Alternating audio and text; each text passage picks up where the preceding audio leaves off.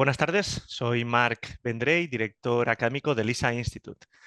La masterclass Amenaza nuclear, arma de disuasión o de guerra, abordará los desarrollos históricos y contemporáneos de las armas nucleares, destacando cómo la proliferación y la modernización de estos arsenales afectan a la estabilidad global y la seguridad internacional. José Pontijas, que lo tenemos hoy aquí, como experto en geopolítica y estrategia militar, analizará implicaciones de las nuevas tecnologías en la carrera armamentística nuclear, incluyendo la miniaturización de ojivas y el avance de los sistemas de entrega, entre otras temáticas. Además, también se va a debatir los esfuerzos diplomáticos para la reducción de armas, destacando tratados clave y los desafíos actuales en la no proliferación nuclear frente a las tensiones geopolíticas emergentes.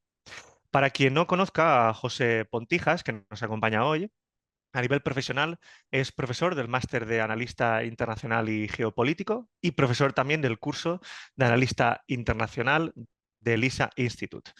Coronel de artillería en Afganistán, Bosnia y República Democrática del Congo, jefe de operaciones en inteligencia en la OTAN, profesor de geopolítica y estudios estratégicos de la Universidad Carlos III de Madrid, además también de analista de seguridad atlántica en el Instituto Español de Estudios Estratégicos. Además, José ha recibido 3 cruces al mérito militar del Ejército de Tierra. A nivel académico es doctor en Economía Aplicada, diplomado del Estado Mayor, curso de Altos Estudios Internacionales y diploma también universitario en Paz, Seguridad, Resolución y Conflictos en el Instituto Universitario Gutiérrez Mellado. Además, como he comentado, es profesor del máster y en concreto es profesor del área de Unión Europea y Rusia en el máster de Analista Internacional y Geopolítico del ISA Institute. José, bienvenido. Es un placer tenerte hoy con nosotros. Muchísimas gracias, ya sabes que yo estoy con vosotros encantado. Perfecto, José, muchas gracias. Voy a aprovechar, José, como profesor del máster de Analista Internacional y Geopolítico. ¿Por qué crees que los analistas internacionales son cada vez más solicitados, tanto en el sector público como en el sector privado? Bueno, yo creo que cada vez está más claro que estamos en un mundo multipolar y esto evidentemente añade una mayor complejidad a la comprensión de las interacciones que ocurren en el ambiente internacional, en el escenario internacional. Hay unas interacciones entre estados y bloques. Hay intereses diferentes, divergentes, intereses contrapuestos, incluso dentro de los propios agrupamientos, ya sean estos económicos, políticos o de seguridad y de defensa. Hay un conjunto de factores en plena evolución. Es necesario, yo creo que entender los mecanismos que generan los cambios y las fuerzas que se oponen a ello: economía, demografía, tecnología, recursos, energía, ideologías, religión. Todo esto forma un ecosistema vivo y en evolución. Y no sirven las aproximaciones simplistas ni los apriorismos para entender la complejidad de todo lo que está sucediendo. Para eso yo creo que es necesario el conocimiento y la formación en asuntos internacionales. Perfecto, José, muchas gracias por la respuesta. Informaros que muchos estáis preguntando por el chat que esta masterclass se realiza en el contexto del máster profesional de analista internacional y geopolítico, 100% online y práctico, con doble titulación universitaria y 9 meses de duración, cuya próxima edición también informaros a todos que ya tiene inscripciones abiertas. Para ello, en el máster contamos con más de 30 profesores que son profesores en activo, trabajando como analistas internacionales, geopolíticos, de seguridad. Tenemos también diplomáticos y gente proveniente de la Unión Europea, OTAN y diferentes ministerios, así como empresas multinacionales y medios de comunicación. Aquellos interesados en formar parte de la siguiente promoción de analistas internacionales del ISA Institute, en el chat podéis encontrar el enlace para poder inscribiros en la próxima edición del máster. Vamos a empezar con una pregunta genérica e iremos profundizando cada vez más a lo largo de la masterclass. Recordad que podéis realizar preguntas y si nos da tiempo se las leeremos a José Pontijas. José, vamos a empezar por la pregunta de si podrías proporcionar una especie de un breve resumen sobre cómo han evolucionado las armas nucleares desde su creación hasta hoy en día. Bueno, yo creo que aquí en la evolución de las armas nucleares hay que distinguir dos eras fundamentalmente. La primera, podríamos decir, primera era nuclear, desde 1945 hasta 1990, y la segunda era nuclear desde 1990, la caída del muro de Berlín, desaparición de la Unión Soviética, hasta nuestros días. Voy a permitirme compartir una presentación para que eh, nos permita ver un poquito más claramente las ideas eh, que quiero expresar. Bueno, la primera era nuclear comenzó, yo diría que con el primer avance de los tres pasos que llevaron al desarrollo de las armas nucleares y de las armas estratégicas. Primero fue la creación de la bomba atómica, que se medía en kilotones, Hiroshima, Nagasaki. Recuerdo que un kilotón son 1.000 toneladas de trinito tolueno, es decir, de dinamita, y básicamente eran armas que se consideraban para su empleo táctico, es decir, artillería, pero mucho más poderosa. El segundo paso se dio en los años 50 con el desarrollo de la bomba de hidrógeno, la famosa bomba H, de mucho mayor poder de destrucción. Su capacidad se medía ya en megatones, es decir, 1.000.000 de toneladas de dinamita, 1.000 veces más poderosa. Esto evidentemente tuvo unas consecuencias estratégicas tremendas porque suponía una mayor destrucción. Y el tercer paso fue el desarrollo de lo que se llama la triada estratégica, es decir, los misiles intercontinentales, los bombarderos de largo alcance capaces de lanzar bombas atómicas y los submarinos difícilmente detectables capaces de lanzar misiles intercontinentales.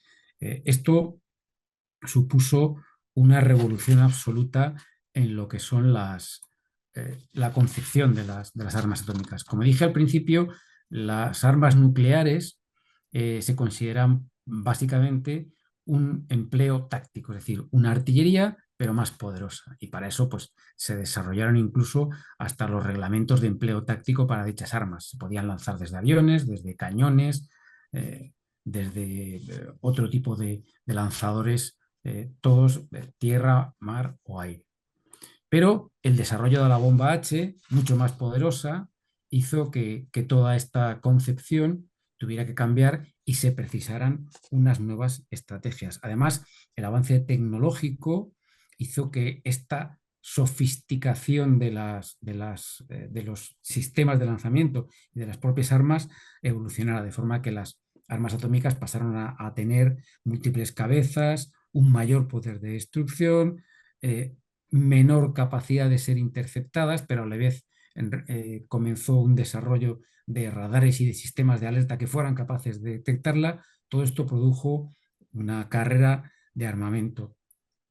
Y el estado del miedo que esto produjo tuvo como resultado lo que se llama la escalada vertical, que si soy capaz de enseñarla, bueno, la mayor destrucción. Esto es la proliferación vertical, es decir, a lo largo de los años, hasta prácticamente 1990, las potencias nucleares se van dotando de gran cantidad de cabezas nucleares. En 1990 desaparece la URSS, Rusia hereda su arsenal nuclear, pero el nuevo ambiente de entendimiento mutuo, de conocimiento, de transparencia y de ganas de cooperación, pues provocó la posibilidad de llegar a unos entendimientos para reducir acuerdos de desarme para reducir las armas nucleares. Así pues, hay dos eras nucleares claramente. La primera era nuclear, desarrollo y enorme acumulación de cabezas nucleares. La segunda era nuclear, en la que se produce una distensión, acuerdos y una reducción drástica de las armas nucleares. Pero esta segunda era nuclear, como luego veremos más adelante, tiene como contrapartida el que más estados van adquiriendo armas nucleares en lo que se llama la proliferación horizontal, y veremos qué consecuencias tiene todo eso. Perfecto, José. Pues mientras, si quieres dejar de compartir, Sí. preguntarte, dada tu experiencia Déjame. en conflictos internacionales, em, Sí, ya está. ¿Cómo ha influido la tecnología, que es algo básico en las guerras, el tema tecnológico? ¿Cómo ha influido la tecnología en la evolución de la carrera armamentística nuclear a lo largo de los años? Bueno, la tecnología, evidentemente, para este tipo de armas y para los sistemas de lanzamiento, ya hemos visto que eran submarinos, misiles intercontinentales lanzados desde silos en territorio propio y bombarderos de largo alcance, pues lo es todo, porque básicamente todo ha sido una evolución tecnológica. Y además, esta tecnología fue a caballo de las estrategias que se fueron desarrollando sucesivamente para enfrentarse a esta nueva situación. Pensemos que las armas nucleares impusieron una nueva concepción del enfrentamiento. Entonces, al principio todo el mundo era consciente de que si ambos bandos utilizaban las armas nucleares, el mundo llegaría a un apocalipsis y desaparecería la humanidad. Esto era lo que se llamaba la situación MAD, Mutual Assured Destruction, ¿no? La destrucción mutua asegurada. Si tú utilizas un arma nuclear, yo utilizaré las mías y aquí moriremos todos. Así pues, posteriormente, Estados Unidos desarrolló la estrategia que se llamó de respuesta flexible. Es decir, mire usted, yo no estoy dispuesto a utilizar todas mis armas nucleares.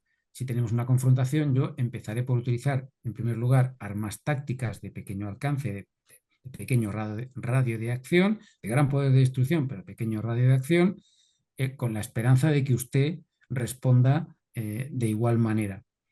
¿Cuál era el problema? Pues que esta respuesta flexible nunca llegó a considerarse un método estable. Primero, porque todos los juegos de guerra, todos los estudios que se hicieron para estudiar su posible evolución demostraron que esta respuesta flexible acababa en una destrucción mutua asegurada. Y en segundo lugar, porque Estados Unidos nunca supo exactamente si la Unión Soviética iba a jugar ese juego o ante un arma nuclear táctica de pequeño radio de acción no responderían con misiles balísticos intercontinentales con destrucción total.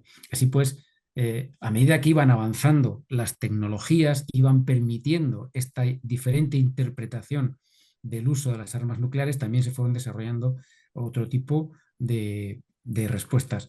Así se acabó desembocando en lo que se llamó la Iniciativa de Defensa Estratégica, también conocida vulgarmente como la Guerra de las Galaxias. ¿Qué era esto? Pues era un gran plan estratégico basado en tecnología, en el que básicamente lo que consistía era en desarrollar sistemas de escudos de misiles que permitieran asegurar que en caso de que se produjera un ataque por la otra parte, todos los misiles que fueran lanzados serían destruidos antes de alcanzar sus objetivos y de esta manera se neutralizaba la amenaza. No sabemos cómo acabó, porque antes de que se pudiera poner en práctica, la Unión Soviética desapareció y por lo tanto la Guerra Fría con su amenaza nuclear también desapareció. Pero bueno, a partir de esa desaparición de la Unión Soviética, pues parece que la amenaza nuclear quedó en stand-by, quedó en congelador y su evolución también quedó relativamente, digamos, congelada o abandonada. Pero ¿qué ha ocurrido? Que con la progresiva confrontación geopolítica que está habiendo entre bloques, China, Rusia por un lado, Estados Unidos, Francia, Reino Unido por otro, Israel se supone que está en el bando occidental, pero luego hay otras potencias como India y Pakistán que también poseen armas nucleares, pues todo esto ha complicado mucho el escenario. Pero estas tecnologías quedaron como en stand-by, pero ahora con toda esta competición geopolítica que se está dando, pues se ha vuelto a recibir una nueva atención, se está prestando más atención a las armas nucleares que están recibiendo importantes beneficios económicos para su desarrollo. Evidentemente, la tecnología ha avanzado mucho desde los años 90. ¿Y esto qué hace? Pues que las armas nucleares sean más potentes, más ligeras, más pequeñas, luego hablaremos si queréis de la miniaturización, más discretas, difíciles de detectar. En los primeros pasos del desarrollo de las armas nucleares coinciden con los primeros pasos de desarrollo de tecnología civil, lo cual hace más difícil rastrear su evolución y puede hacer que actores no estatales, incluso pequeñas potencias regionales, puedan dotarse de armas nucleares. Pensemos que si una organización terrorista se consigue dotar de armas nucleares, pues esto sería una amenaza total y absoluta. Así que evidentemente la tecnología ha influido y seguirá influyendo en el desarrollo de las armas nucleares. Voy a coger un tema que has dicho de la miniaturización de ojivas, que creo que es muy interesante y creo que es importante que nuestros oyentes entiendan un poco qué es em, y qué significa para cierta estabilidad o inestabilidad regional, ¿no? Y es qué significan los avances en esta miniaturización de ojivas para la estrategia militar tanto global como para la estabilidad regional. Bueno, pues para que nos hagamos una idea, en los años 90, estamos hablando cuando todavía al principio de los años 90, no teníamos computadoras portátiles, ni teníamos ordenadores de mesa, ni todas estas cosas. Los ordenadores que controlaban los sistemas de lanzamiento y de vuelo de las armas nucleares, pues poco más o menos que tenían las dimensiones de una habitación o de varias, ¿no? Estamos hablando de decenas de metros cuadrados. Hoy en día estas armas nucleares se pueden controlar básicamente con teléfonos móviles. ¿Esto qué hace? Pues que, primero, puede dar acceso a actores no estatales, facilidad en el tráfico de estas armas nucleares, porque evidentemente las ojivas también se reducen, los artefactos también se reducen. Todos hemos visto alguna película de Hollywood en la que con un par de maletas, y estamos hablando de los años al principio del 2000, se puede introducir un arma nuclear en un país con intención de detonarla.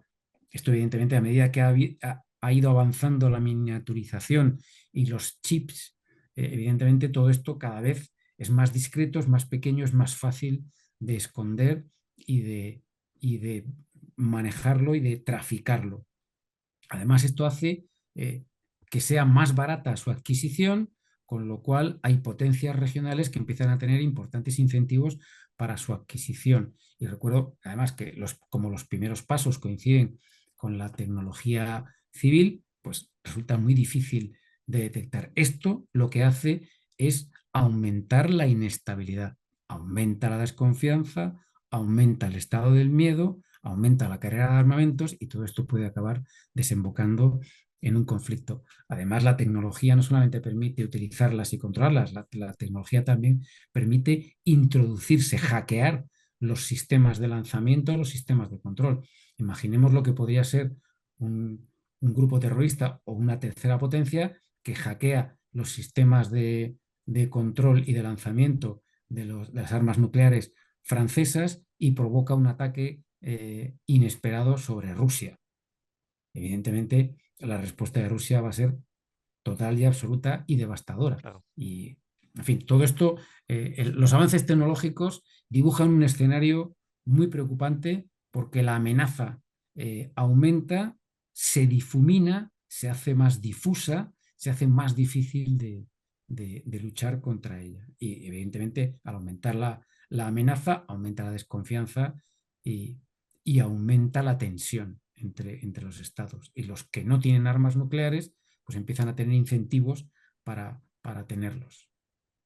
Justo ahora, los alumnos del máster de analista internacional y geopolítico están en la asignatura de seguridad internacional y terrorismo global y nos han mandado una pregunta para que le hagamos a José que creo que es muy interesante y es cómo han evolucionado los sistemas de entrega de armas nucleares y qué nuevas amenazas representan para la seguridad global.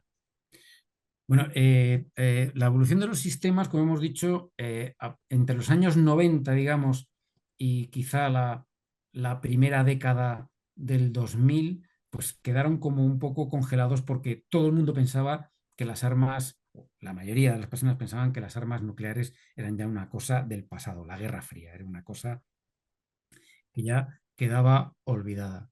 Así pues, entre los 90, digamos, y el 2010, yo diría incluso el 2014, quizá como fecha en la que Rusia comienza a mostrarse de una manera mucho más asertiva con la toma de Crimea, todas estas armas prácticamente se quedaron en stand-by. Pero ahora han recibido un nuevo impulso. De hecho, estamos viendo cómo Estados Unidos, Rusia, China, Francia, Corea del Norte se dotan de nuevos presupuestos para la modernización y adquisición de armas. Sigue siendo vigente la triada estratégica que hemos mencionado, es decir, los misiles intercontinentales tienen sistemas de vuelo más sofisticados, pero ya hemos visto cómo en la guerra de Ucrania esos sistemas de vuelo de cohetes de larga distancia pueden ser interferidos.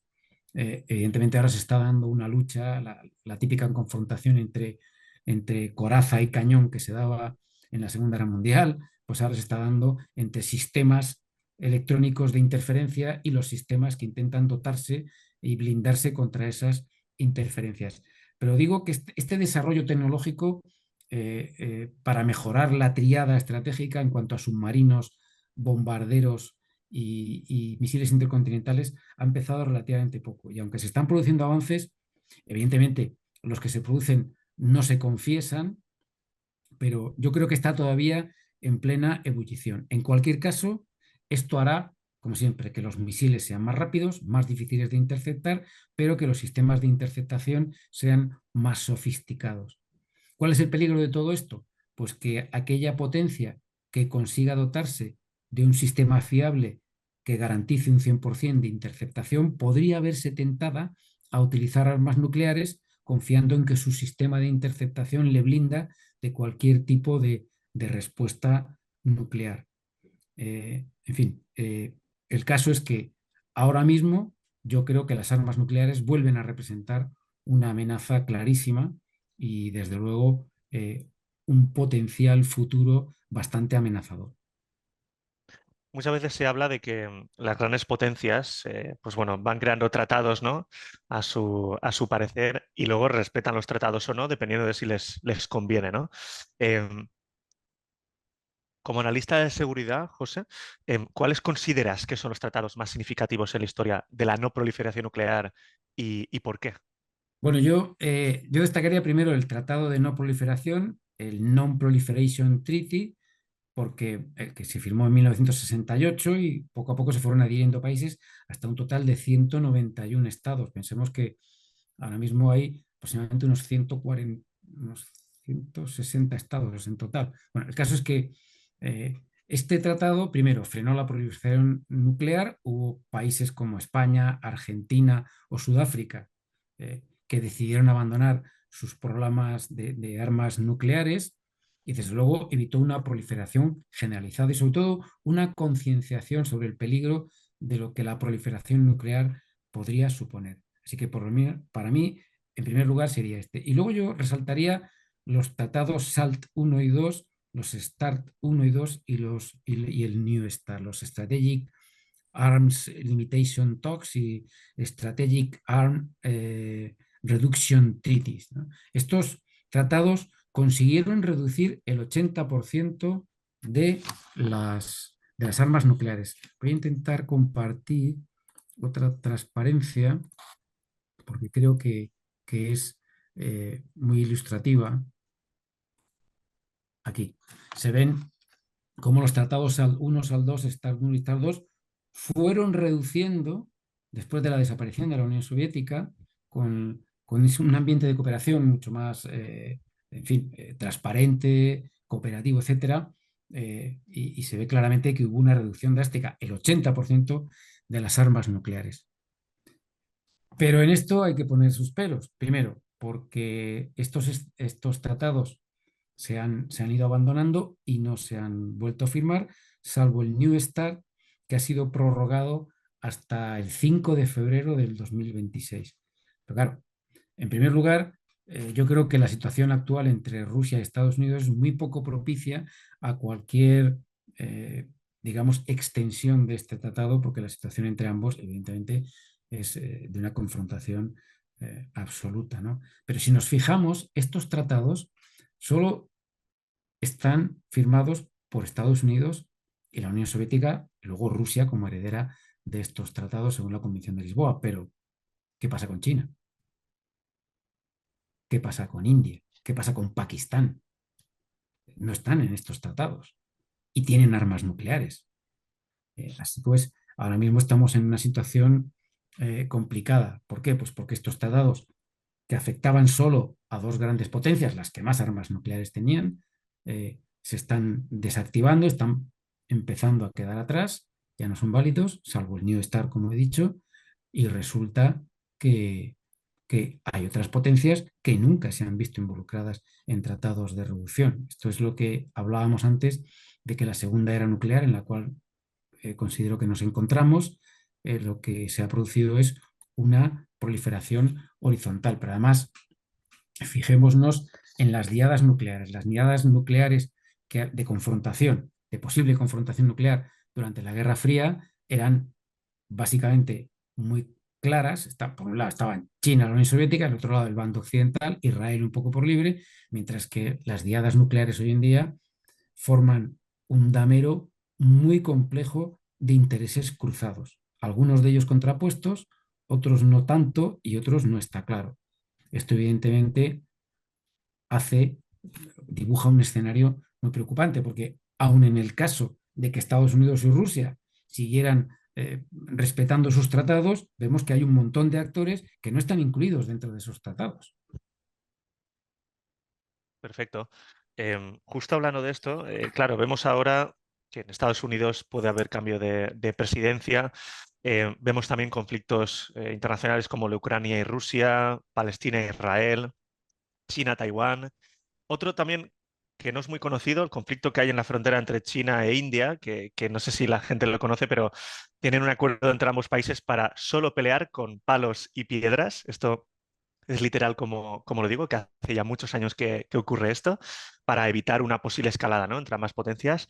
Entonces, frente a las tensiones geopolíticas actuales, ¿cuáles son los principales desafíos para mantener y fortalecer los tratados de no proliferación nuclear?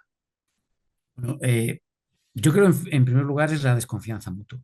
Eh, Aquí constantemente se están lanzando acusaciones de un lado y de otro, y muchas veces el inicio de las negociaciones se utilizan más como campo de la propaganda para acusar y señalar al contrario como el culpable de la situación que para crear un verdadero espíritu de cooperación y de desarme.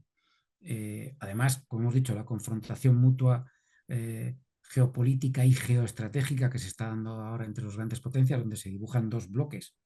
Está el bloque occidental, el bloque, digamos, revisionista, que algunos estadounidenses llaman el eje del mal, y luego están, pues, el bloque de lo que podríamos llamar el sur global, que son aquellos estados, que son una gran mayoría de ellos, que no quieren verse arrastrados a estos conflictos y que no quieren tomar partido de este asunto. Pero en cualquier caso, esta situación y el aumento de actores con armas nucleares hace que sea muy difícil intentar negociar un tratado.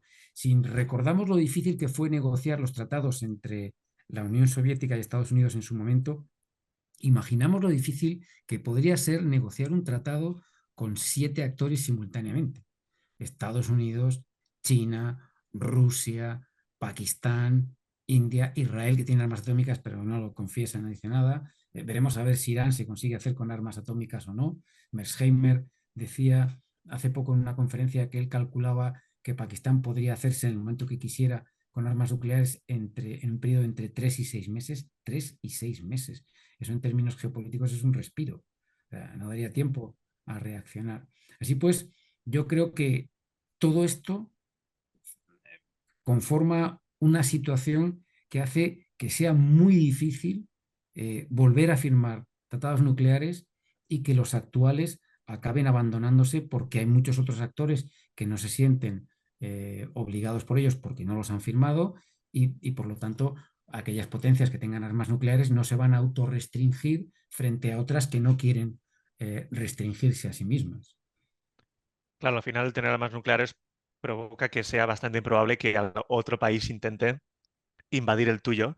De hecho, probablemente si Ucrania no hubiera tenido armas nucleares, Rusia nunca se hubiera atrevido Sí, a sin duda, pisar. sin duda. Vemos un país como Corea, que tiene una economía tercermundista y una población escasa, que tiene unos problemas económicos, incluso de abastecimiento de servicios básicos enormes, y sin embargo es un actor de primera línea. ¿Por qué? Ujú.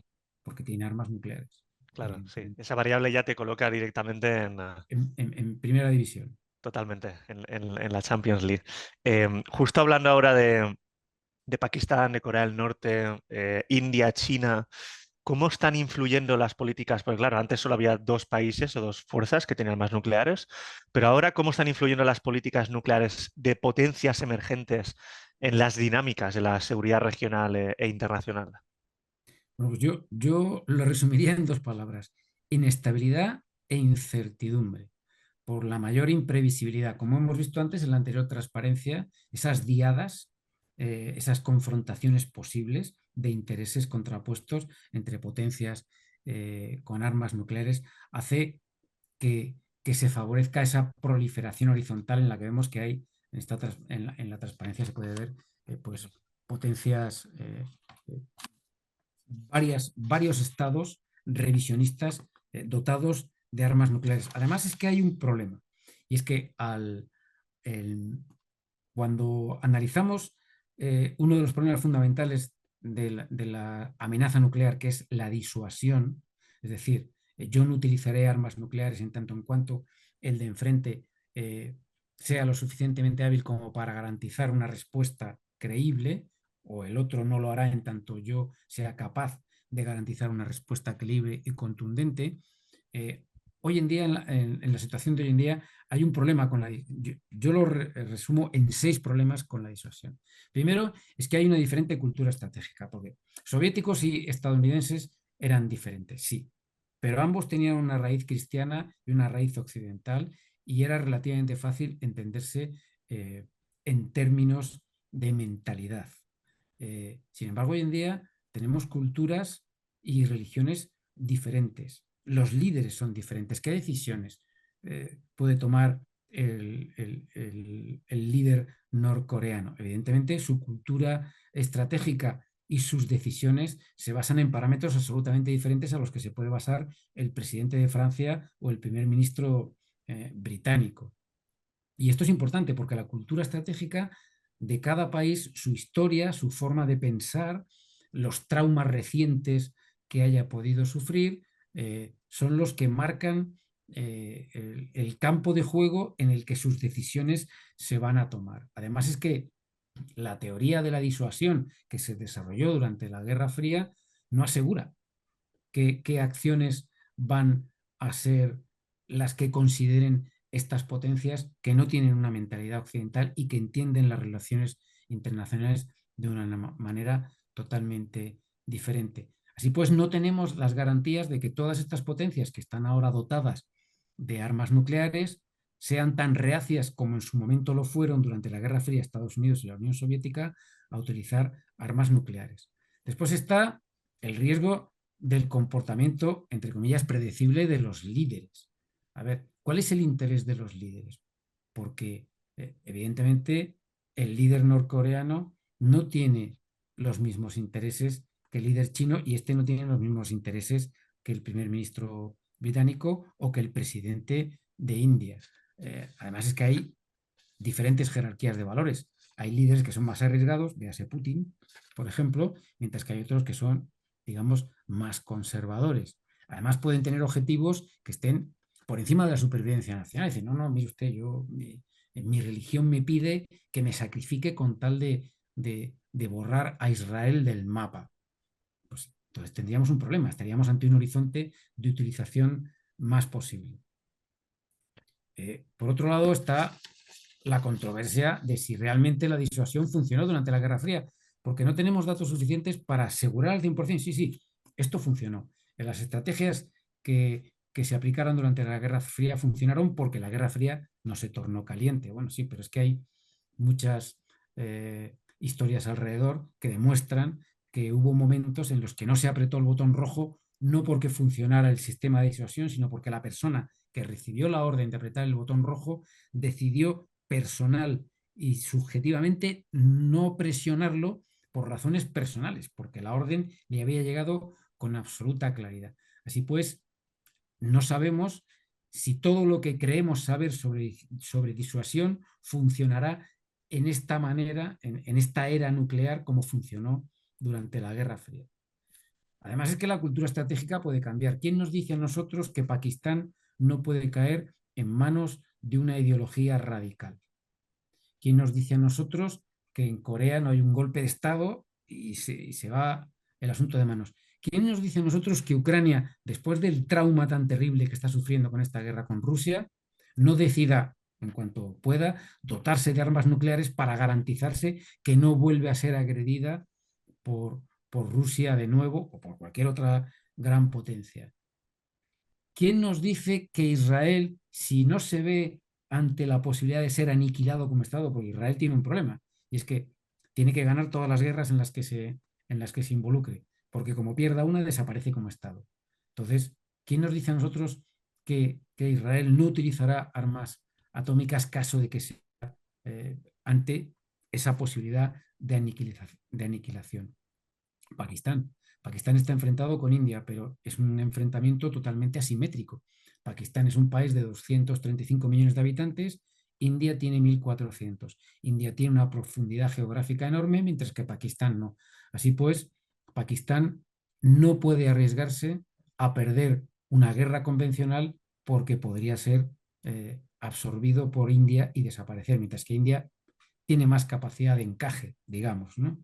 Bueno, pues esto podría llevar a Pakistán a utilizar armas nucleares en caso de que en un conflicto convencional, y ha tenido ya varios recientemente, con India, pues no se vea abocado a una derrota que la pueda llevar a condicionar su política exterior.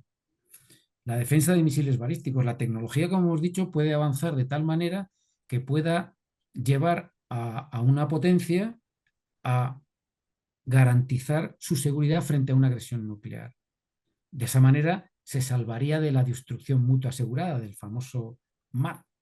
Y esto podría llevarle a estar tentado de utilizar armas nucleares aprovechando esa ventana de tiempo antes de que el adversario se dote de los mismos sistemas que tengo yo, porque es cuestión de tiempo, porque todo el mundo va más o menos avanzando con cierto retraso, pero va a caballo de la tecnología, pues tengo que aprovechar este momento para ahora o nunca. Bueno, pues esto podría hacer que potencias regionales o potencias, grandes potencias, decidieran utilizar esa ventaja momentánea, temporal, para asegurarse la supremacía.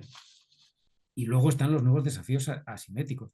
Como hemos dicho, estados que pueden caer en ideologías radicales, actores no estatales, terroristas que se hagan con armas nucleares, criminales, simplemente que se, que se hagan con armas nucleares para extorsionar a otros estados, individuos empoderados, grandes corporaciones, lobbies, en fin.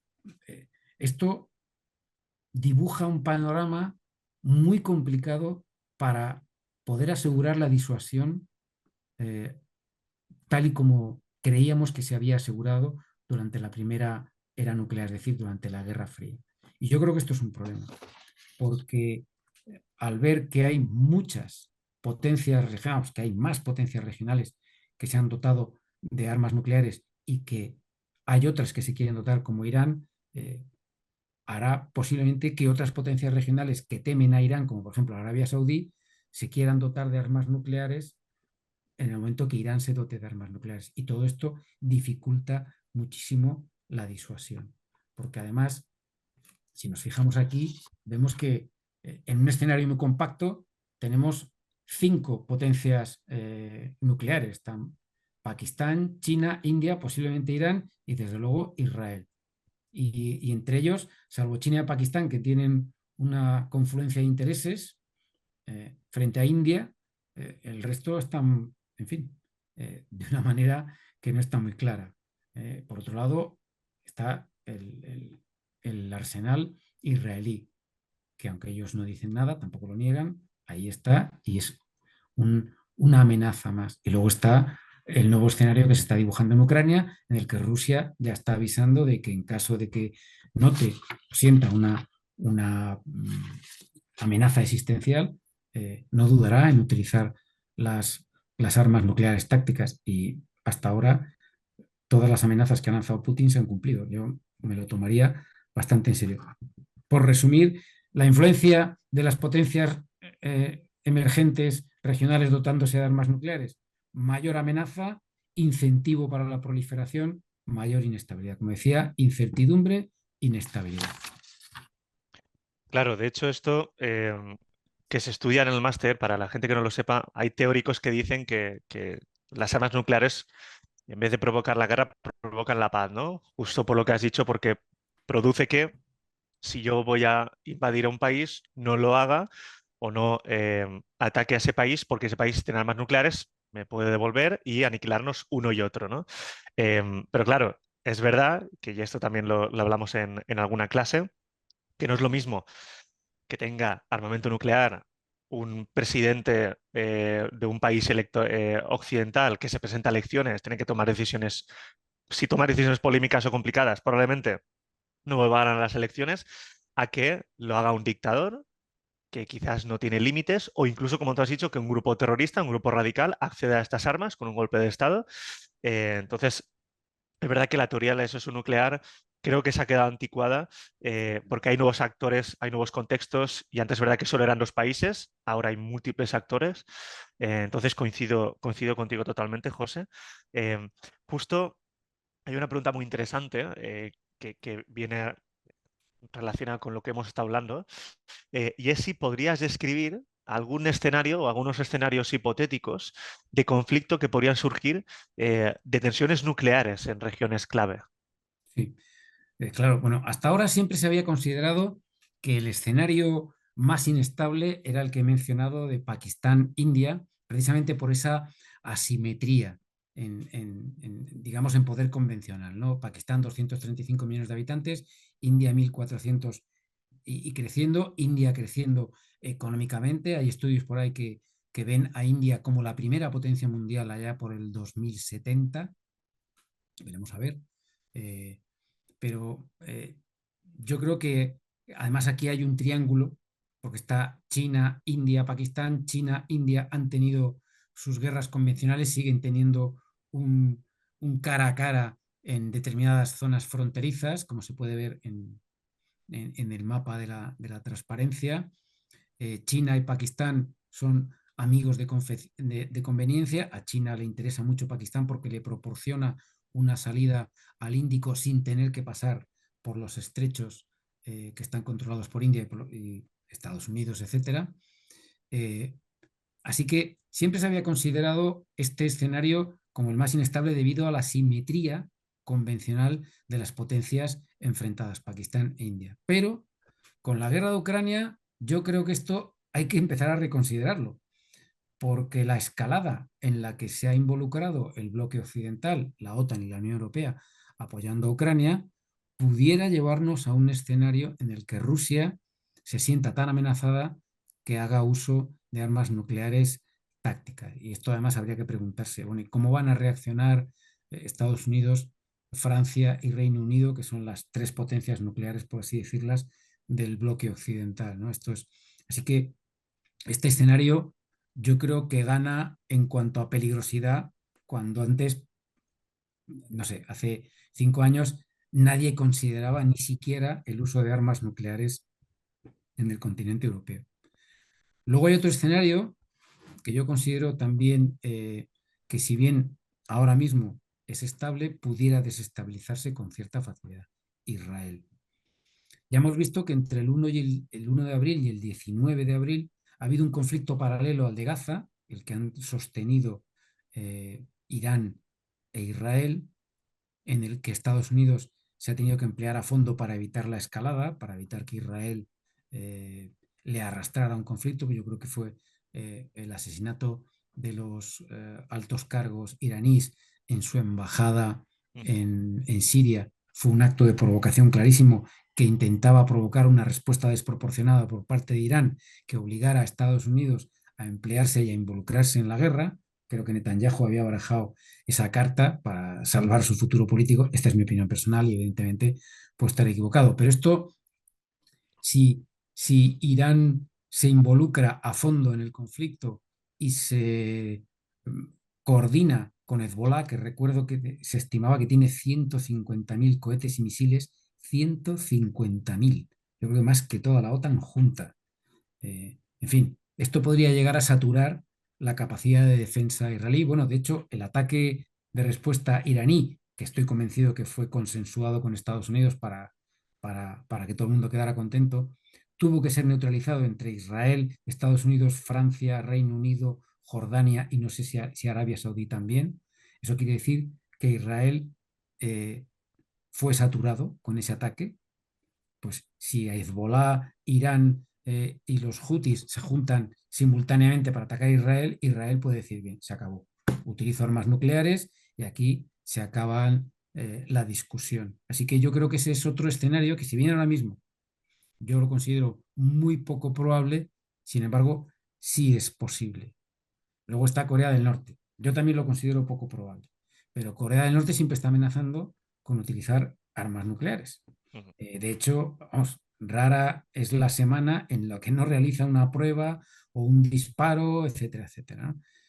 En fin, poco probable, pero también posible. Y veremos a ver cómo evoluciona la situación, porque en función de la evolución de la situación y de cómo interprete la situación el líder coreano, volvemos al concepto de cultura estratégica, diferente de nuestra cultura estratégica, de cómo lo entendemos, pues, pues puede darnos una sorpresa desagradable.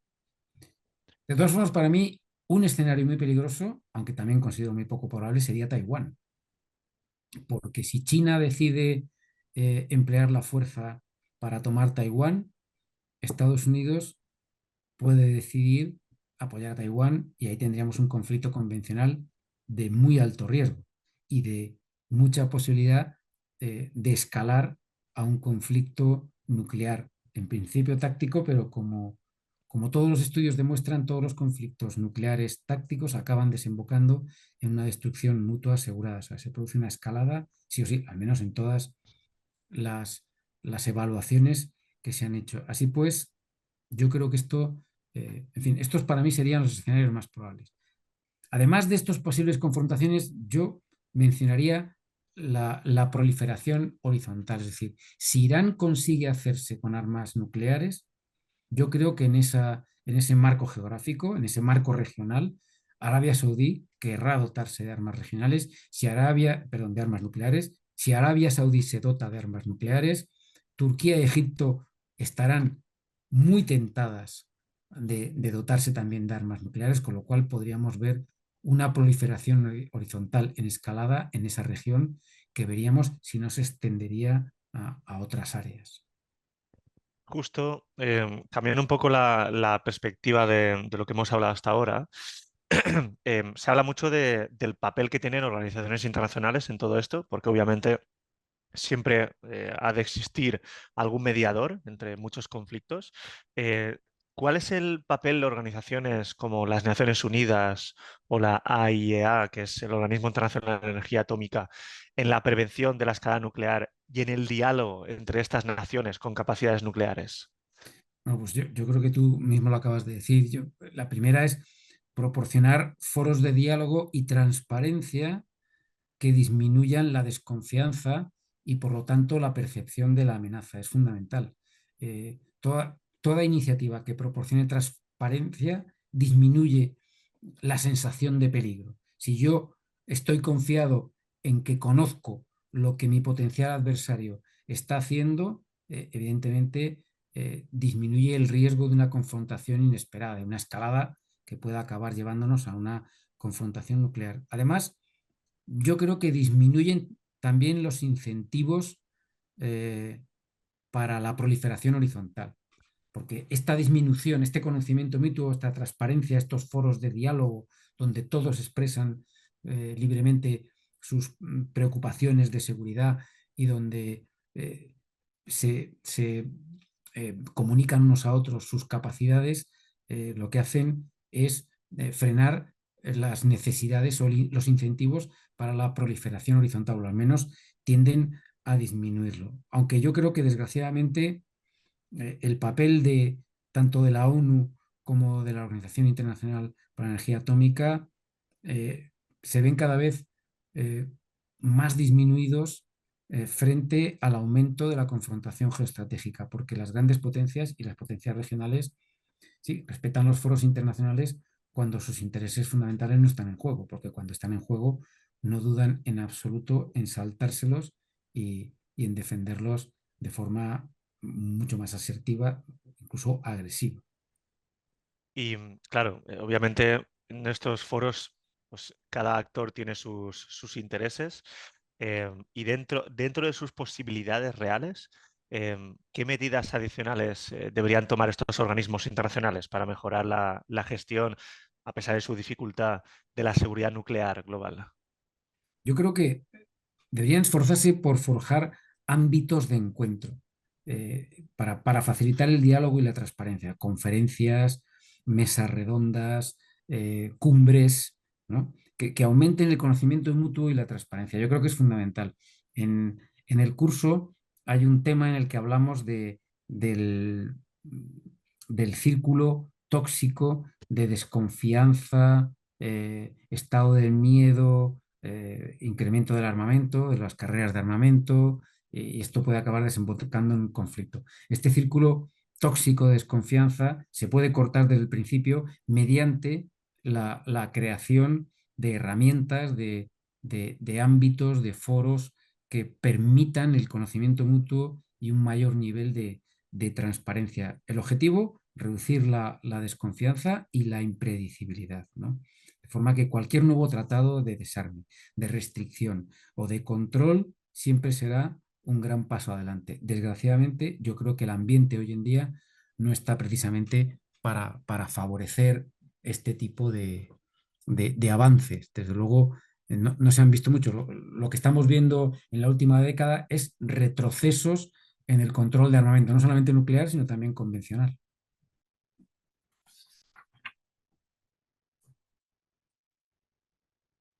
No sé si me recibís, me parece que se ha cortado la comunicación. Justo, bueno, informar a... ¿Nos escuchas? Sí, sí, os escucho perfectamente, sí. Perfecto. Creo que es mi conexión. Justo comentar que muchas de las preguntas coinciden con las que le íbamos a hacer a José, de las preguntas que estáis haciendo. Entonces, para ir terminando un poco ya, José, porque claro, ahora ha habido muchas elecciones este año, Rusia habrá en Estados Unidos, ha habido en India, otros países también clave en los próximos años como Francia, Reino Unido. Em, ¿Cómo pueden las doctrinas nucleares adaptarse para enfrentar los desafíos políticos emergentes en política internacional? Yo creo que aquí tanto políticos como diplomáticos tienen que hacer el esfuerzo que se hizo durante la Guerra Fría. Hay que diseñar nuevas estrategias. Y la estrategia, estoy hablando de los pilares básicos de una estrategia, es decir, qué medios tenemos, qué es lo que quiero alcanzar, cómo lo hago dotándome de estos medios, utilizándolos y todo esto envolviéndolo con asunciones. Es decir, eh, yo lo que voy a asumir es que el otro lado está deseando disminuir esta amenaza tanto como yo o no, en fin, habrá que verlo, ¿no? Porque lo peor que podemos hacer es improvisar, o sea, empezar a navegar este ambiente más amenazador y más impredecible sin una hoja de ruta. Es fundamental. Tenemos que definir nuevas estrategias, estrategias además adaptadas. ¿Dónde está la palabra distensión? Que ya no la oigo por ningún sitio. Ahora oigo hablar siempre de disuasión, pero disuasión es un concepto que admite ya la confrontación, porque cuando yo quiero disuadir estoy reconociendo que hay un enemigo que me va a querer agredir. eh, ya no se habla de distensión, que era la palabra favorita durante los años 90, principios del 2000. Así que yo creo que en este sentido tenemos que volver a recuperar ese sentido de la disuasión, de querer rebajar la situación de peligro. Y evidentemente la disuasión, como hemos visto que hay diferentes culturas estratégicas y diferentes actores, tiene que ser un traje a medida según el adversario. No podemos disuadir de la misma manera a Rusia que a Corea del Norte o a China, porque su cultura es diferente y sus líderes son Mm. diferentes. Por lo tanto, hay que hacer un esfuerzo. Aquí no vale una teoría de la disuasión general como la que se hizo durante la Guerra Fría. Hay que diseñar disuasiones como si fueran trajes a medida en función del país con el que queramos crear y para eso esa disuasión. Y para eso hace falta una estrategia a medida. Hay que hacer un esfuerzo. Tenemos que empezar a pensar como empezaron a pensar en los años 40, a finales de los 40 y principios de los 50, los estrategas que se encontraron con una situación nueva ante el poder devastador de las armas nucleares. Y decir, oiga, esto no nos vale ya la guerra en el sentido convencional. Aquí necesitamos pensar de otra manera. Pues ahora, en esta segunda era nuclear, tenemos que empezar a pensar de otra manera. Eso requiere un esfuerzo intelectual, diplomático, militar, científico, político, en definitiva. Hay una pregunta muy interesante. Creo que esto ahora mismo en el escenario geopolítico actual es prácticamente imposible, que es un desarme nuclear completo. De hecho, vamos hacia el contrario, como has comentado. Pero si pudiera ser posible, ¿cuáles crees que serían los mayores obstáculos para el avance hacia ese desarme nuclear completo? Pues yo creo que la misma situación en la que estamos, porque las armas nucleares, no olvidemos que proporcionan una baza al máximo nivel geopolítico. Ya hemos visto que Corea del Norte es un actor de primera línea porque tiene armas nucleares, no por otra razón. Entonces, hay actores que quieren hacerse con un lugar al sol importante y si tienen armas nucleares o si pueden hacerse con ellas, estarán dispuestas a hacerla. O sea que la posesión de armas nucleares otorga un estatus, con lo cual los que las tienen no van a renunciar a ello y algunos de los que no tienen intentarán conseguirlas. Después, el número de actores. Ya hemos visto que costó un gran esfuerzo los tratados de desarme y de no proliferación durante la Guerra Fría, y eso que había dos actores fundamentales. Ahora tenemos más. Es muy difícil llegar a acuerdos multibanda con actores de cultura estratégica tan diferente, de intereses tan divergentes y de amenazas tan distintas porque Corea del Norte no siente las amenazas igual que las siente Israel y Pakistán no las siente igual que Rusia. Entonces es muy difícil compaginar todo eso. Después, lo que hemos mencionado muchas veces, la creciente confrontación geopolítica. Esto está haciendo muy difícil, evidentemente. A mí ahora mismo me resulta impensable un acuerdo de desarme entre Rusia y Estados Unidos, tal y como está hoy en día la situación. Vamos, me parece impensable. Pero es que es Imposible. igual de impensable entre Pakistán e India, que se tienen, en fin, tantas ganas como o más que nosotros, ¿no? Así pues, esta proliferación horizontal que hemos mencionado hace muy difícil esto. Además, si vemos esta transparencia, a ver si soy capaz de enseñarla, que sería la siguiente.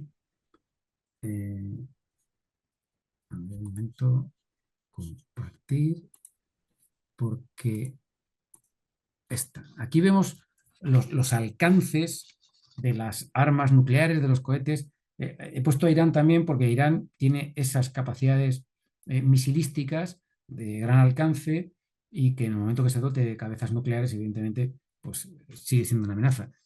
Con todo este solapamiento de amenazas es muy difícil llegar a un acuerdo, porque todo el mundo siente la amenaza y dice, sí, sí, no sé, es como intentar que en Estados Unidos todo el mundo entregue sus armas y se llegue a un desarme absoluto, ¿no? De la población civil. Prácticamente imposible. De hecho, para que la gente no se vaya a dormir extremadamente preocupada después de esta masterclass, preguntarte, José, así damos un poco de esperanza también, em, ¿qué iniciativas globales consideras más prometedoras para fomentar un mundo más seguro frente a la amenaza nuclear?